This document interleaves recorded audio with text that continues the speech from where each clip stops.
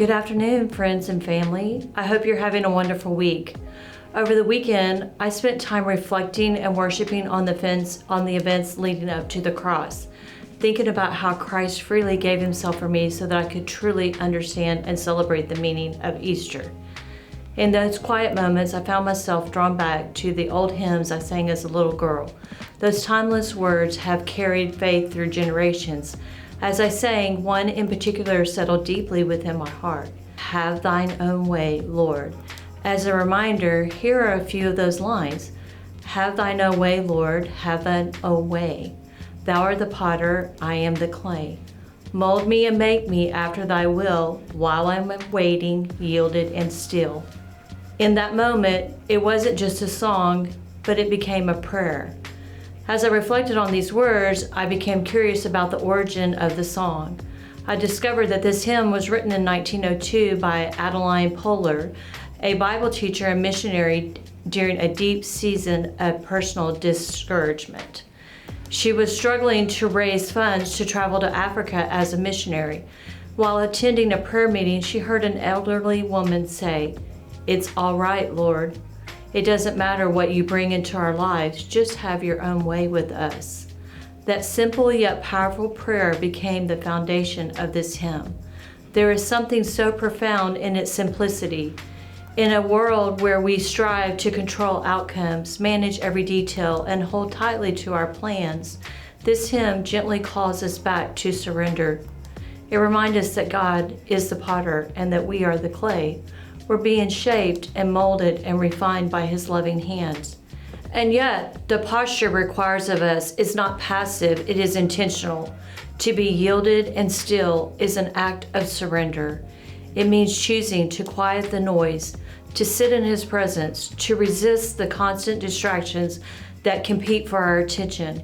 Yielding requires something of us. It requires trust.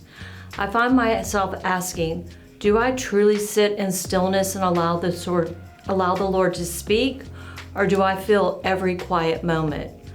Poehler drew her inspiration from scripture in Jeremiah 18:3-6, which beautifully illustrates this truth. And it says, "So I went down to the potter's house, and I saw him working at a wheel. But the pot he was shaping from clay was marred in his hands. So the potter formed it into another pot, shaping it as it seemed best to him.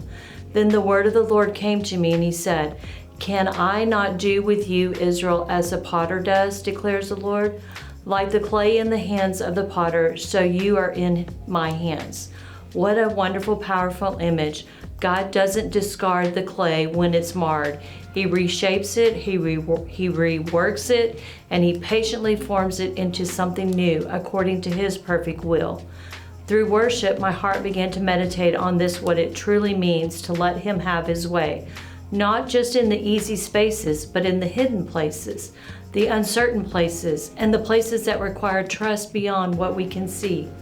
Just as the clay does not resist the potter's touch, we are invited to yield, trusting that every turn of the wheel has purpose. Just for a moment, let me speak to the ladies. This message of being molded and shaped is beautifully illustrated in a hands-on way.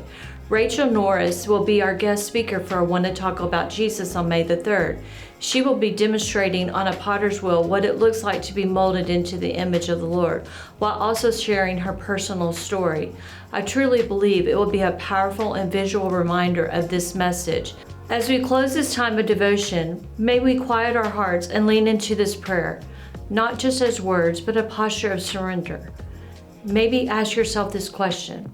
What is one area of your life that you need to fully place in the potter's hands today, so that he can have thine own way, Lord, not just in what is comfortable, but in every area of your life? I hope that you have a great rest of your week, and I'd love to see you on Sunday.